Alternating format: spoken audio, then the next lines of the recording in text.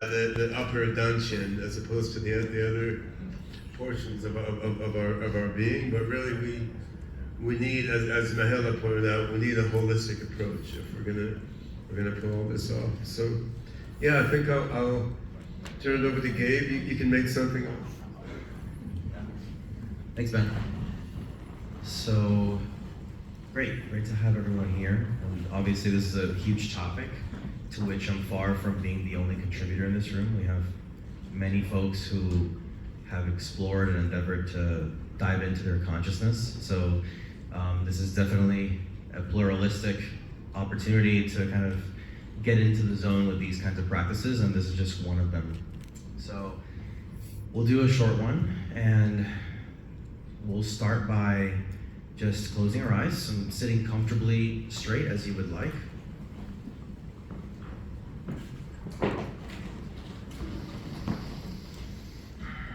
Take a few deep breaths into the belly and soften the perineum, the pelvic floor. Allow yourself to feel the breath expanding forwards in the belly, kind of backwards towards the spine and sideways, much like a water balloon being filled at the tap, downwards and outwards. Just relaxing the nervous system and the mind. As thoughts pop up, they're like bubbles. You can just sort of pop them with a needle. And keep that ongoing. So the first thing is to invite you to feel and put yourself in the zone of a beneficial singularity realized. In the future, let's say, your ideal vision of that, the way you would like your beneficial singularity to be for the greatest good of all. Place yourself there with all of your senses. The sights, the sounds, the smell, and so on and so forth. Create a sort of virtual reality of that.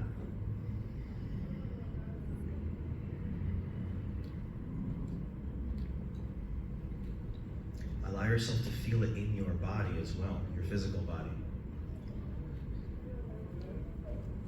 You're breathing in sort of the air of that future world. Let it light you up a bit, soften the face, the smile.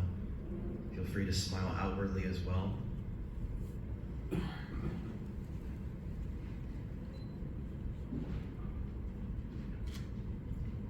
And feel the relationships and how they feel in the singularity with artificial minds, human minds, and other biological minds as you envision them.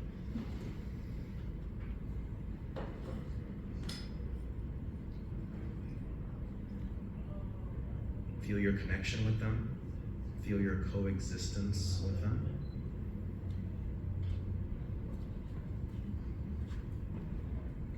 And the general expansiveness of that.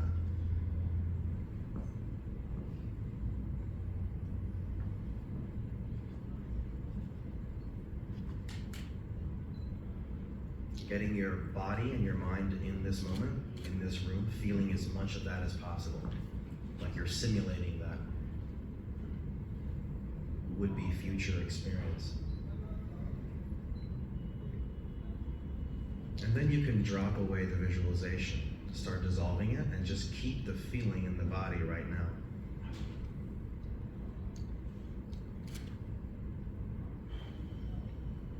Keep that sort of glow.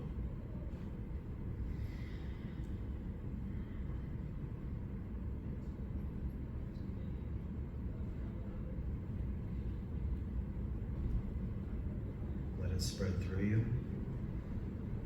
Let it spread through your current experience of yourself.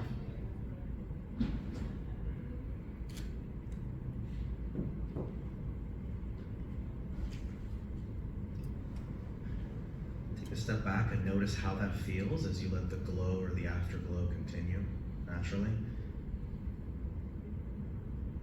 Step back into the eye that is witnessing that feeling.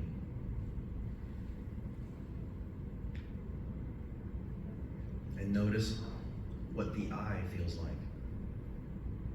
Where it is in your space around you and in you. Where is that sort of witness? How does it feel? Does it have a color?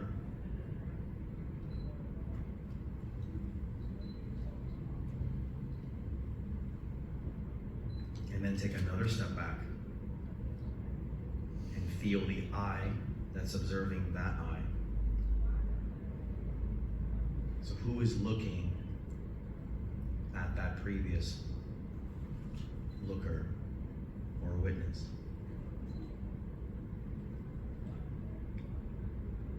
No need to analyze, pop those thought bubbles, just feel. Repeat that a few more times, taking further steps back. It may get more and more diffuse, that feeling of the witness. It's an I, as in the letter I.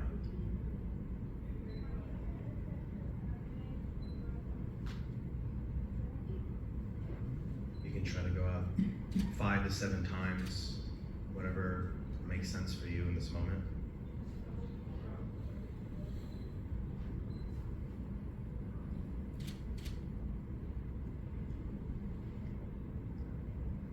Feel the intrinsic wholeness of each one.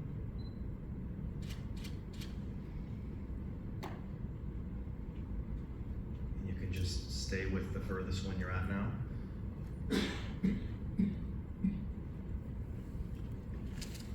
And then invite that I to dissolve and melt and fuse with the broader awareness that has no vantage point or I. Just the fabric of experience and consciousness.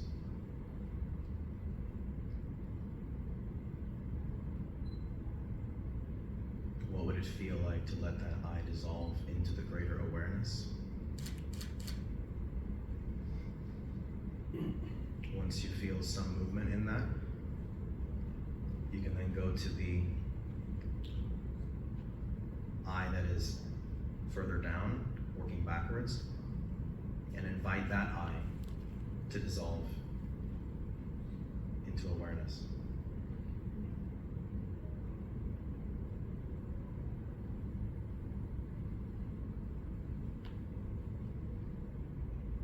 And again.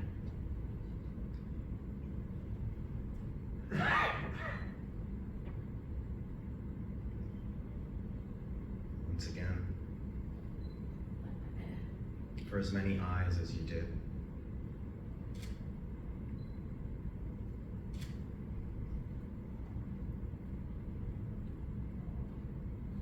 And notice as you get closer to the witness or the eye that is holding or viewing your feeling around the singularity, the beneficial singularity from the prior visualization. Notice if there's any shifts in how that feels as you dissolve the prior eyes.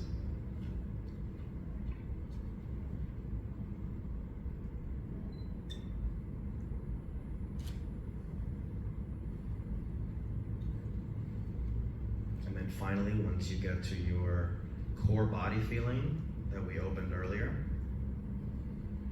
invite that to also dissolve into the broader field of awareness.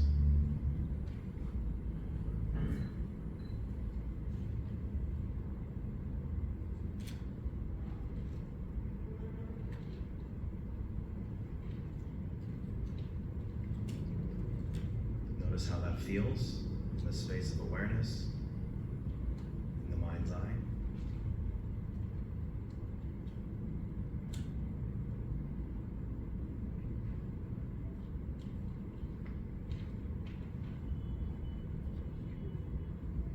Wherever your mind's eye is right now, drop it into the heart space.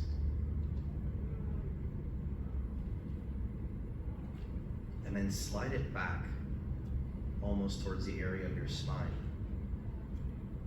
So you're looking from the back of the heart forwards.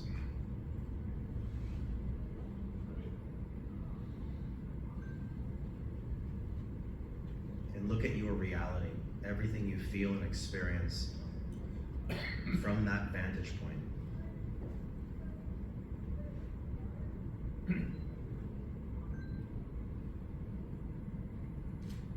It's as if you're sinking towards the bottom of a pool, looking upwards at the surface, or the waves are the phenomena arising in your experience, every sensation you have on all levels, all thoughts.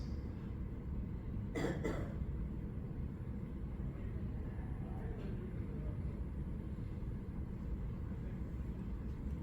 can play with the feeling of the sinking as if it's gravity.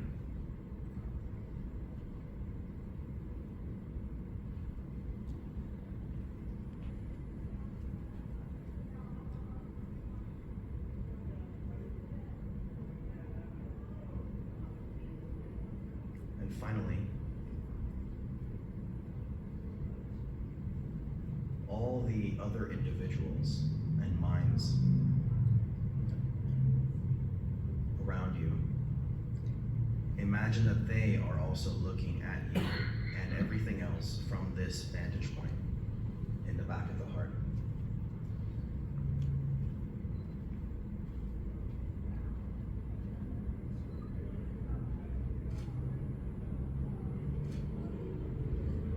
And all phenomena are waves, ripples, interacting, self-resolving. Notice the feeling of observing without interfering.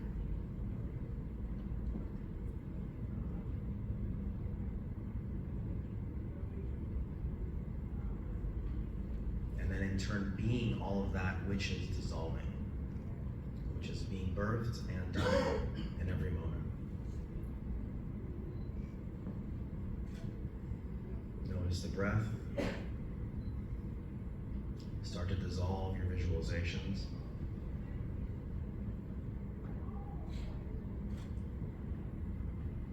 Notice your physical body.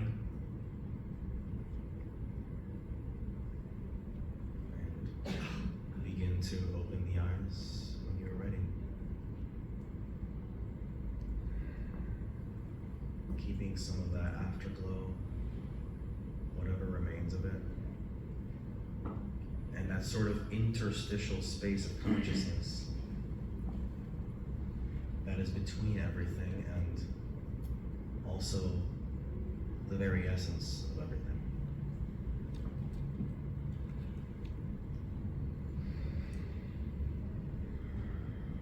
Welcome back. Where are we? For you to decide, my friend. That's it. Yeah, thanks.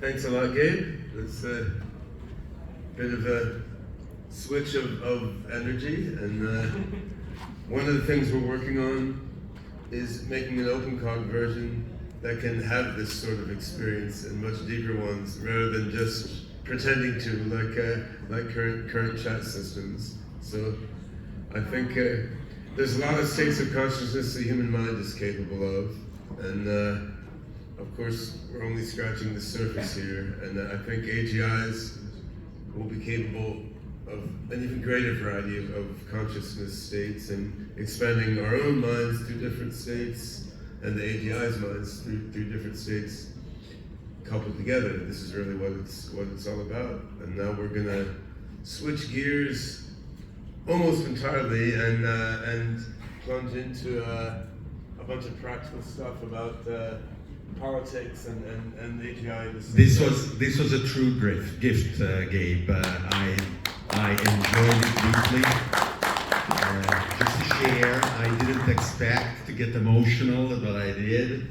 I didn't expect tears of joy when thinking about a beneficial singularity, but I shed them. So thank you both.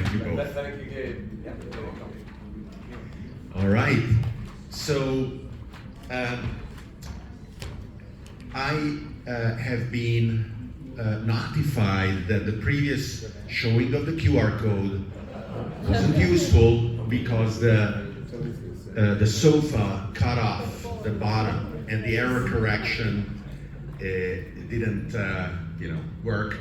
So please take another photo so that you can join the group discussion on Telegram for in-person and online attendees of the BGI Summit here in Panama City.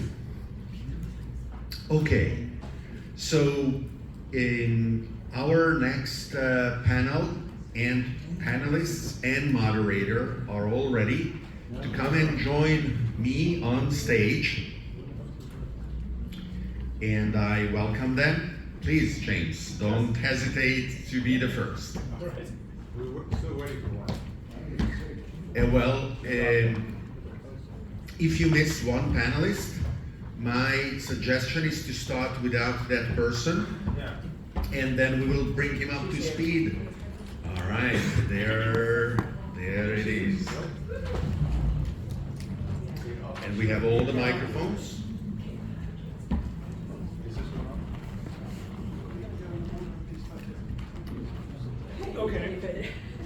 Where's James? Oh, James is missing. I'm going to join you sitting down there in a minute. Everyone try to sit somewhere near your picture, but nothing. I see. Okay, welcome to the panel discussion of the economic and social impacts of the AGI revolution. Thanks, Ben, for bringing together all these great people to have all these terrific probing conversations. I'm your moderator, James Barrett. I'm a filmmaker and author of Our Final Invention. I'm currently writing a sequel. I'm going to call it Our Final Invention, and this time I mean it. I want to briefly introduce our panel. Callan Chase, raise your hand. Ted Gertzel, Emeritus Professor at Rutgers University and father of Ben. James Hughes, Associate Provost, University of Massachusetts. And Natasha Vita Moore, groundbreaking in cryobiology, innovator of an AI nanobot Future Human, and executive director of Humanity Plus. So here's a quick breakdown of what's going to happen. I'm going to read an opening statement, and then we'll go from one panelist to another in alphabetical order.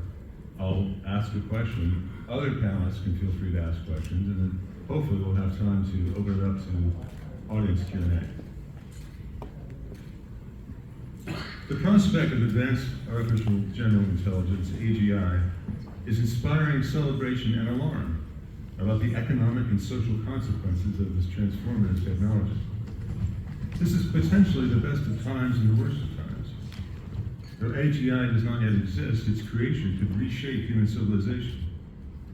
Some predict an intelligence explosion, leading to super-intelligent machines that far surpass human capabilities in every domain. But before that, AGI raises vital questions about the impact on jobs, inequality, security, bias, and governance. If most routine physical and cognitive labor is automated by AGI, how will employment and incomes be affected? Will the benefits accrue primarily to the techno-elite, or will the revolution be evenly distributed? We used to guess that art would be the last area touched by AI, but it turns out to be the first. I spent the last week talking to unemployed artists.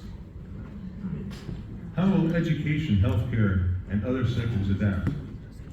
This conversation aims to discuss optimistic, pessimistic, and nuanced perspectives on the risks and rewards of AGI. Our goal is to shed light on its most trenchant economic and social impacts. This dialogue is vital for envisioning how to create an inclusive, equitable, and uplifting society, and not simply let the future fall like a rock on our head from the sky.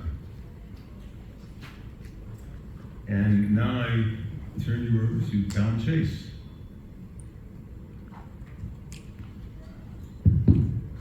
Thanks, James. So I've got 5 minutes in which I'm going to try and describe 5 misconceptions that I think there are about the drive of technological unemployment, which I think is what the session is about. I call it the economic singularity. The first of those misconceptions is that joblessness, machines taking people's jobs, will never happen. And a lot of people think that's true because it hasn't happened in the past. And what happened in the past can often be a reasonably good guide to what will happen in the future, but it certainly isn't always, otherwise we wouldn't be able to fly. And we have seen massive, widespread technological unemployment in the past. In 1915, there were 22 million horses working in America. But that was peak horse, 1915, because now there are 2 million horses working in America, and if you'll excuse the pun, that is unbridled technological unemployment. In the past, automation has been mechanization. Machines have taken our muscle jobs. And the horses have nothing else to offer, but we had cognitive abilities. And so we didn't suffer massive, widespread technological unemployment. But now, new types of machines are coming which are taking cognitive jobs. So we've got cognitive automation. And so it is inevitable that there will be technological unemployment unless we stop developing these machines, which we're not going to do, or there's something magical going on in here which machines can't replicate. That's pretty unlikely as well. So it is inevitable that technological unemployment will arrive. The question is when. There's another question actually whether it will arrive at the same time as AGI or whether there'll be a gap. My hunch is that there will be a gap. So that's the first misconception, that it'll never happen. The second misconception is that it's going to be a bad thing. And I think I've just lost my mic. Got it back again. Have I got it? Yeah, I've got it back again. The second misconception is that this is working. This is working? Yeah, it is working. Okay, sorry. Is that this is going to be a bad thing. And I wish I had a pound for every time somebody said I'm a pessimist for thinking that there's going to be an economic singularity, that there's going to be technological unemployment. In fact, a world in which humans don't have to do jobs will be a great world. The idea that humans have to be wage slaves forever, that's the really pessimistic position. The third misconception is that the worst of the problems that it will raise, the worst of the challenges, because there will be challenges, is lack of meaning. I think there are three types of people who show you do not need a job to have meaning in your life. Aristocrats, I know you pretend not to have them in America, but we have lots of them in Europe and they don't have jobs and they're all perfectly happy. Comfortably off retired people, I'm of an age where I know a lot of these people and they do not want jobs and they're very happy. And best of all is children. You show me a child who thinks they need a job to have meaning in their life. It just doesn't exist. So that's the third issue, whether meaning is the big problem. The fourth misconception is that given that the real problem is money, how we get resources distributed to everybody, the fourth misconception is that universal basic income is the answer to that. And I'm glad Scott Sampson isn't here because I don't have to apologise him for saying that UBI is probably the most overrated idea I've ever come across. Before the economic singularity, before massive widespread technological unemployment, if UBI was big enough to be useful and effective, then it wouldn't be affordable. If it was affordable, if it's affordable, then it's not big enough to be useful. After the economic singularity, we will need a different sort of economy. I personally think that capitalism will survive it in an altered form, but maybe it will, maybe it won't. But UBI is not the answer because of that little word in the middle, basic. We have to do much better than giving everybody a subsistence income.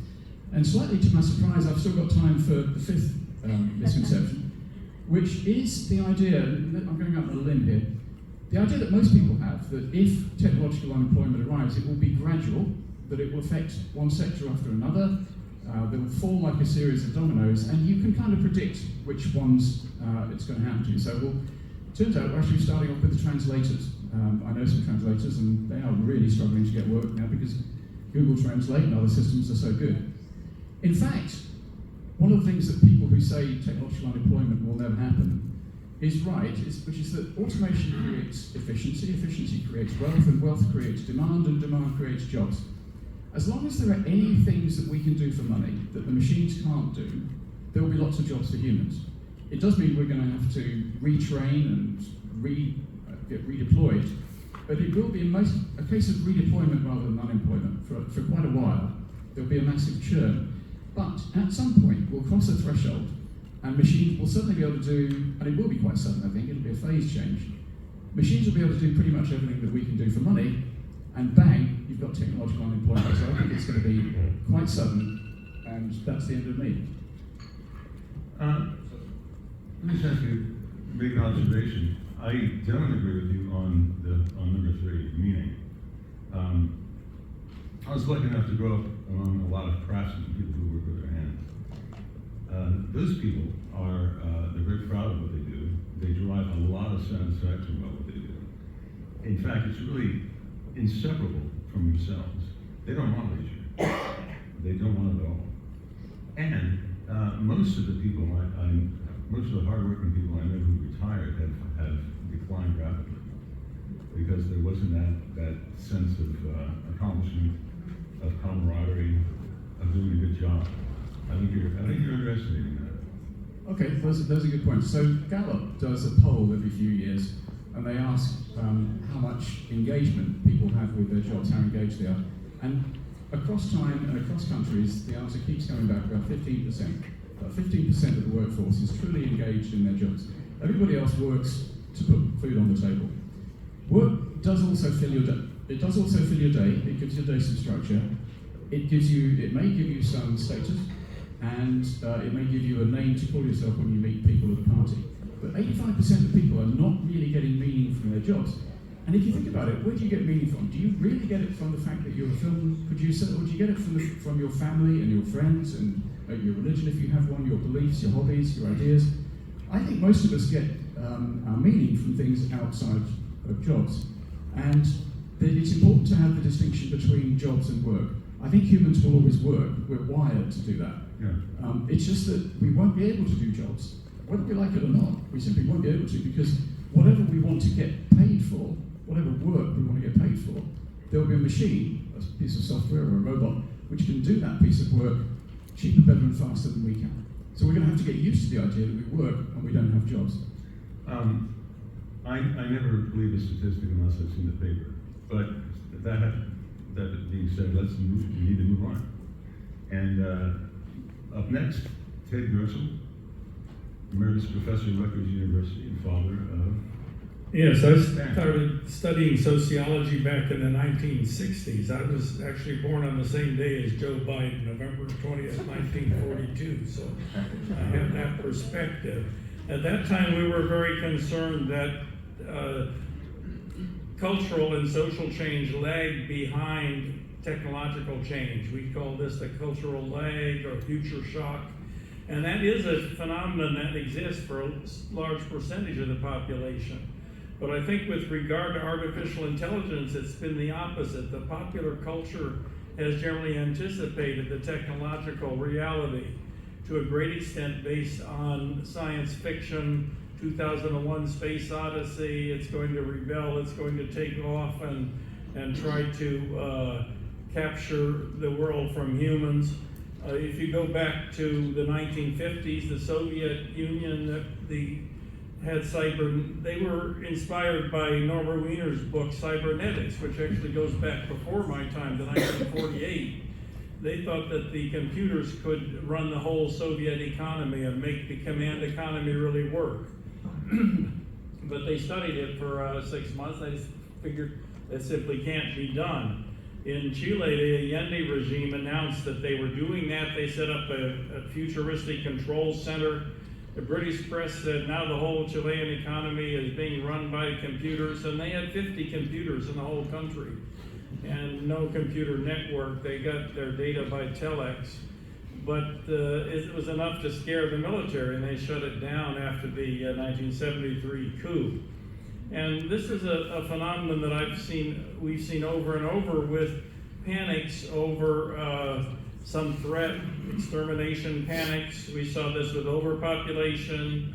The big one in my day was atomic warfare, nuclear holocaust. Then we had global warming, global cooling, the whole crisis of running out of oil, declining sperm counts, extraterrestrials, QAnon. Some of these are more real than others. I think that some of them persist, like nuclear holocaust. The risk is still there, but there's a panic where a panic rises and falls, and then people stop talking about it. So you don't see books and movies about nuclear holocaust anymore. We may still still get one. These things can be real, but the reaction is a panic. And I think we had a similar panic with artificial intelligence in 2003, people thinking this is coming and it's going to overthrow the humanity. Elon Musk said he was inspired by the Foundation series of Isaac Asimov, which I read years ago. That's really like a battle between empires, and it could have been set in the Roman Empire and the Ottoman Empire and told us a very similar story. So that's an anthropomorphizing artificial intelligence, assuming that they will be like us and that they will have the will for power, they will want to exterminate their neighbors, they will pick up all the bad habits that humans have, which is forming into ethnic groups and fighting wars with other groups and exterminating them. And we sort of expect AI to be like a superhuman, a super strong, super smart, like my son maybe, and take over the world. But it's not really what's likely to happen. I don't think that electronic intelligence has that need. They don't have the need to power. They don't mind dying, for example. That's a big difference between electronic intelligence and animal intelligence. If we die, we're gone. If you turn off a computer, so the next day you turn it on and you've rebooted it, maybe it'll run better. They don't seem to mind that sort of thing.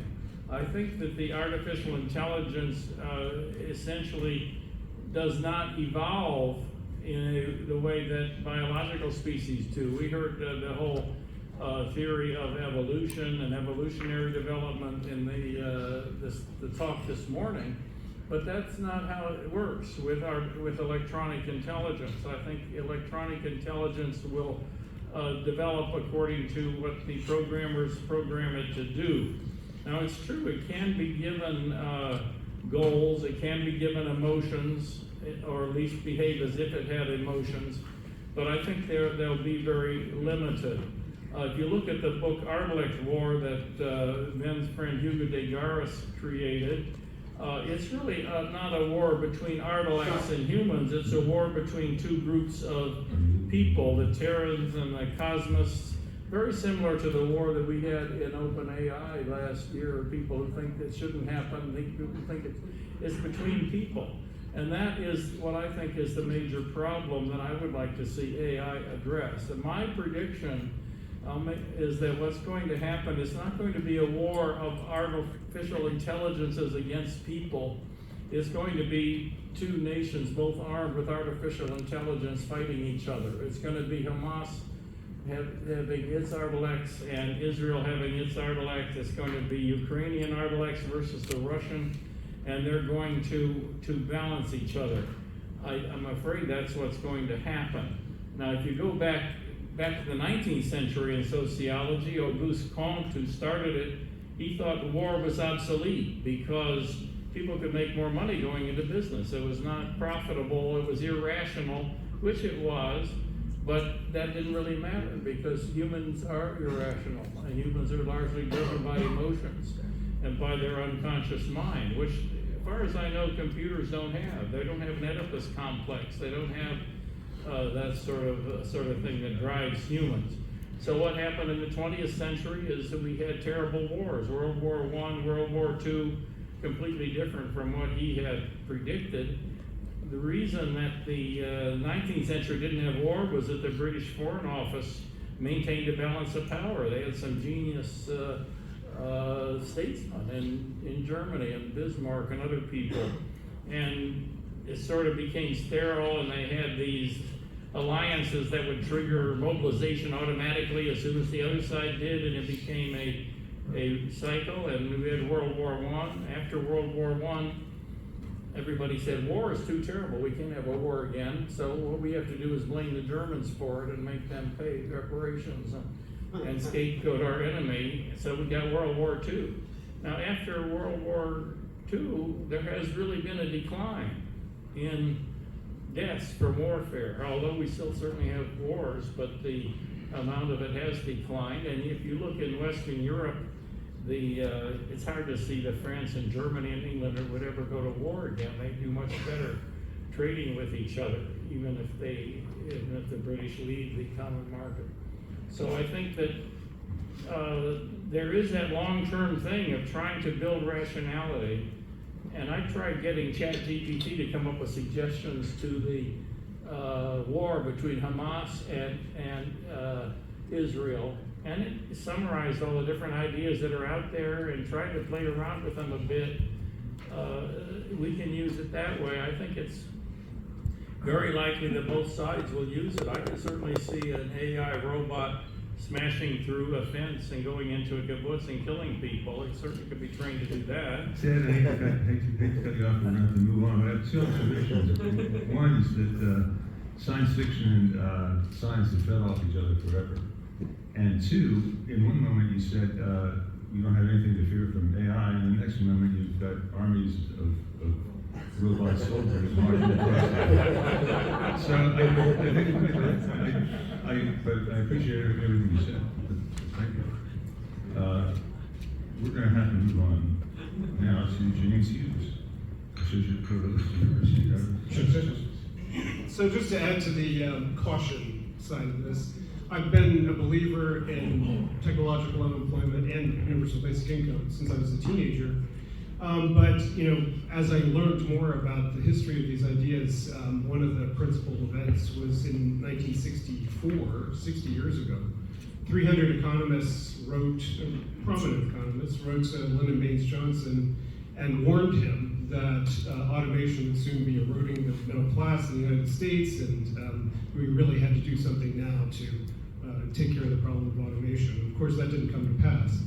In the 1980s, I read Andre Gortz, the French political thinker, and he wrote a book called Farewell to the Working Class, and he said eventually automation is going to erode employment, and we need to think about what a social justice campaign would look like in the future, and he argued for basic income. So the idea has been around for a long time. I've been passionate about the idea for a long time. We still don't see real technological unemployment. I think we see the fingerprints of automation on inequality in the world. We see it in particular sectors and firms where you do see rapid displacement of labor.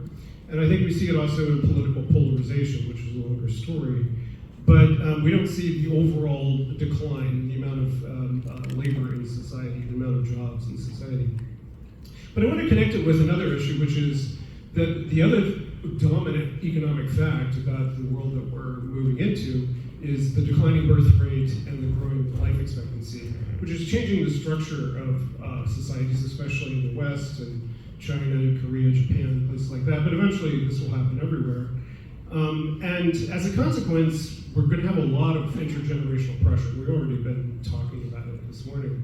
For me, universal basic income would be one of the things that we could do to remove some of the intergenerational conflict, a shrinking number of young people paying into pension systems for a growing number of retirees. But that's also a longer story. But I think the other part of that aging story is that we're going to have a shrinking number of young people to take care of older people. And so China and Japan and East Asian generals are interested in the idea of automating senior care, providing companion robots for seniors and so forth. And hopefully the progress they're making now with humanoid robots will make that more possible. Broadly, I think what we need is a positive vision of a future with less work. Because, as I said, I think you can see the economic insecurities in areas that have been hard hit by automation in the United States that causes people to be very anxious about the trends in the future. And Pew, for instance, polls Americans about whether they think artificial intelligence is going to be good or bad for them. And in general, college-educated workers tend to think it's going to be pretty good for them, and blue-collar workers tend to be more pessimistic. So I think we really need to sell a more positive vision, and universal basic income would be part of that. Otherwise, we're going to have various kinds of Luddite backlash. Another aspect of the kinds of things that I'm interested in is the ways that the state could be transformed by artificial intelligence as well, the democratic state. I'm very interested in the idea that we might have personal agents that not only rationalize or act on our behalf as consumers or as workers in the workplace, but also as citizens, that our personal agents might enable a kind of democracy that we currently can't even imagine, where we're constantly in the background. Our brain is our personal agent, our digital twin is doing democratic decision making for us.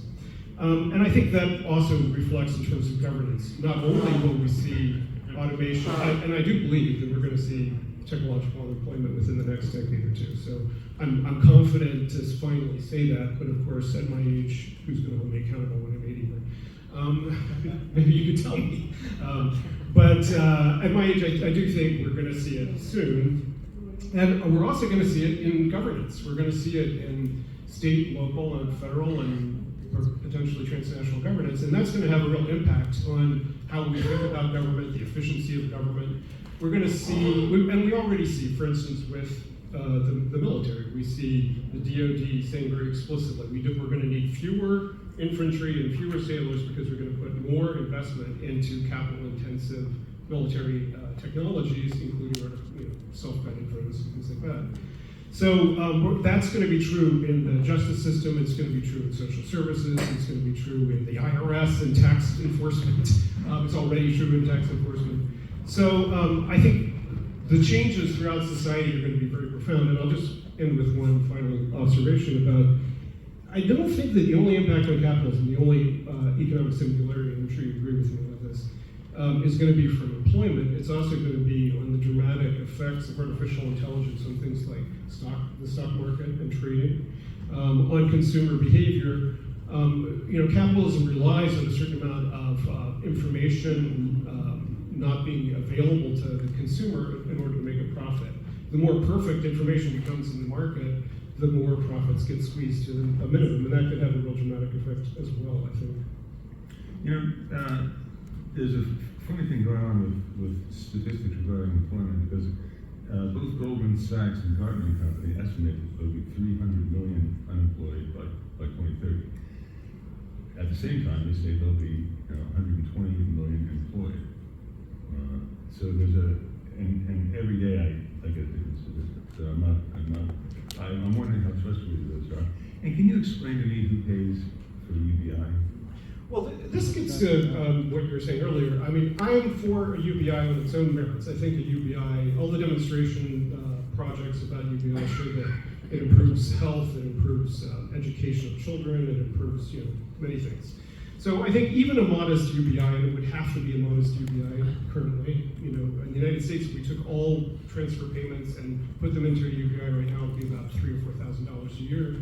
But if you look at Alaska, where they do have a UBI based on their petroleum resources, and they get $2,000 or $3,000 a year, it's extremely popular.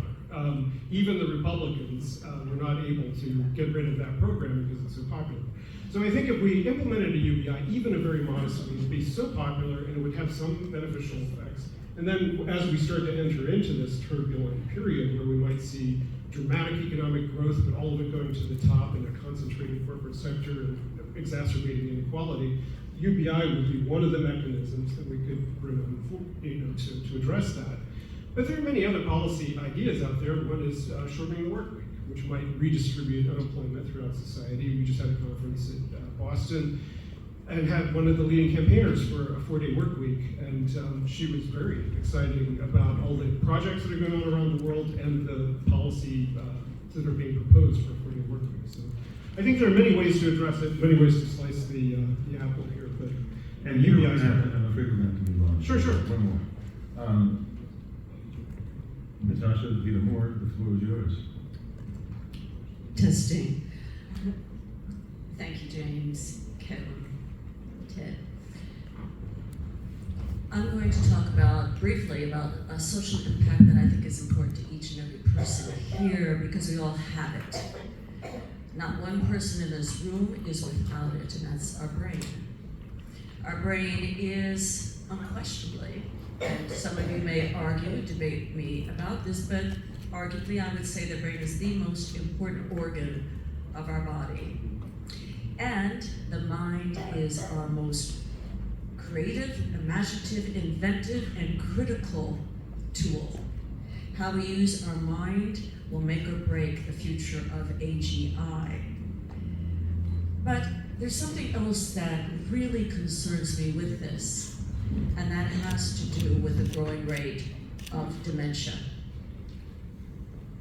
Every 3 seconds, someone in the world, someplace, is reported, either a medical team, wherever they are in the world, it is recorded and reported that there's a new case of dementia. So that's every 3 seconds, someone comes down with dementia. Whether it's by accident, it's genetic, it's Alzheimer's disease, ALS, multiple sclerosis, whatever diseases that are part of Parkinson's, that are part of dementia, it's there. It's a big issue. 55 million people on the planet have dementia today. And that means that their memory is going, their cognitive skills are going, their ability to verbalize their thoughts are going, and their ability to communicate on many levels are going. And most of us have experienced someone in our lives, if not our parents or grandparents, who have had dementia. And we watched them, maybe some of us took care of them, certainly with value and respect, but it's hard work for us, it's hard work for them, and it's an awful, awful disease. There is no cure for dementia. That's the problem that we have today. However, there are certain things that AI is doing that is really helping these people with dementia, and those of us who just have bad memories. For example, in the United States alone, there are 60 million different devices that we carry around in our homes or on our bodies, not our smart devices, but help with our memory. They're augmenting or enhancing our memory. In my home, we have, 5 different Alexa systems, one in every room. And I use it very often, largely so I don't burn the eggs, or I remember when to let the dogs out, or I remember that I have a meeting coming up, because I can get tunnel vision when I'm writing and thinking, and the day can go by. So I need Alexa to remind me. Excuse me, this chair is challenging. It makes very strange sounds, so forgive me if you hear a sound. It's from the chair, and Caleb offered to switch with me, but I was so vain, I said, no, I will blend in, I want to stand out. Little did I know that this chair has a personality all of its own. Okay, now, so we do have devices today that utilize narrow artificial intelligence to help us with our memory. And of course we all have our smart devices or our phones that we're looking at that reminds us I'm supposed to turn this on to make sure I didn't go over my time from here. Okay, so what does this mean? This means that AI, narrow AI, machine learning, large language models, etc., are growing and actually helping us with this issue that we have. It's not solving it, but it's helping us. So what do I envision in the future? And I envision us merging or integrating in vivo or ex vivo with AGI to help us as we help them or it or whatever we want to call it at that time.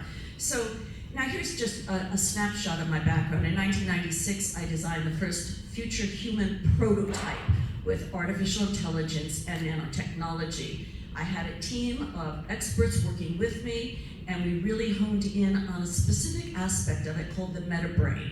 The metabrain would be a router system to record our memories, upload, transload, and crossload into various substrates, our identity, and then we get into a philosophical issue of identity, but let's just say our memory to be short and sweet here.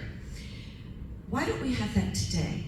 Back up our computers, why not our brains? So this is a very important area where AI could really be working with us. And I know there's some of you working in areas of transfer and copying our daily lives. I know my dear, dear friend Martine Rothblatt has her mind files and has been working in this for a number of years. And also my other friend David Hansen here, and of course Ben, my sweetheart, love friend, we have been working on this for years, thinking about what if we could back it up or something. Okay, now let's skip a beat. My scientific research, as a scientist, I've only had one research project and it was successful. I proved that long-term memory persists through vitrification in the field of cryobiology. Why is this important? It's important because if we need to grow neurons and vitrify them, much like we do egg and sperm or embryos, we need to know that there's viability there. So I proved in my research that yes, indeed, the long-term memory of a simple animal called the most elegant, beautiful C. elegans, its memory is intact. I also, my secondary research proved that that C. elegans, hermaphrodite as it was, could be pregnant and give birth after vitrification. So this gives some credence to cryobiology. And I think that AI and AGI can work together with these other modalities to really hone in on preserving our lives, extending our lives with the need and necessity for integrity and the meaningfulness of each person in this room. Remember, when you get dementia, you are no longer you. You're you something else. So this is very important. And I think I had a last point. I'm trying to remember what it was. Alexa's not here. I even in my car will go, Alexa, what is, oh, Alexa's not in my car. I know, I've asked my husband to get it for me. But this is really important. So what is the future of AGI here? We need to merge. And we've talked about all the ethics of AGI. We've talked about compassion, all this. One thing in my group, which we'll talk about at another time here, is we were looking at combining transhumanism with existential opportunity. And we honed in on what is the most important opportunity that we could have, and that would be AGI to help us live longer and healthier lives, to become more humane humans. We know it's missing today. We need it desperately. We need to get beyond these frictions. We need to get beyond these segregations. We need to think how we can ask ourselves questions, that we can train AGI to ask us questions, rather than just giving us answers like ChatGPT-4. We need questions, and we need to, Gregory Stock knows this very well, so important today. So if we merge with AGI, which is my vision, I think that we can solve many of the problems that we're facing. And it's certainly not what Ted mentioned with our dear friend Hugo de Garris's Artilix. There are many different theories, largely about the war between the humans and the robots. Let's get beyond that and find ways where we can coalesce to have a more syncretic, more symbiotic relationship in our expanded life ecosphere. Thank you.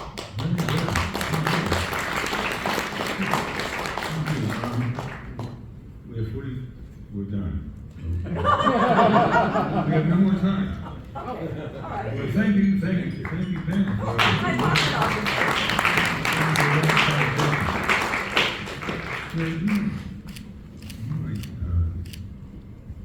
There's a woman at MIT named Elizabeth Carter who developed a tool for detecting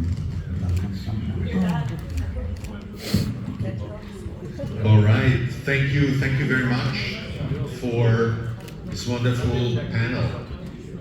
And I have two gifts for all of you, well, many of you. The first is that just as some others, I also have a book, but the difference is that I'm gonna gift it to those of you who are fast enough and grab a copy, and I'm also happy to sign if you want it. I have 6 copies, I think, left, and the others I've already given away, so be fast. This is the first gift, and that's fine.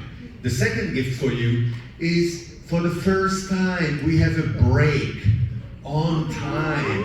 Thanks to everyone, amazing, we had a break. So, not compulsory. If you want to stay here, you can stay here. But if you want a break and stretch your legs and chat a little bit outside, please be back in 15 minutes, okay? 15 minutes, everyone. Thank you.